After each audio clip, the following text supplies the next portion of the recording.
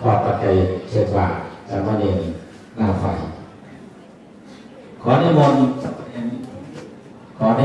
มเณรหน้าไฟ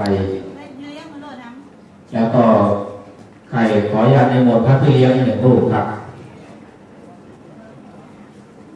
ทางเจ้าภาพช่องปัจจัยสามเณรหน้าไฟนะครับมันมีเจ้าครูไปจัดไว้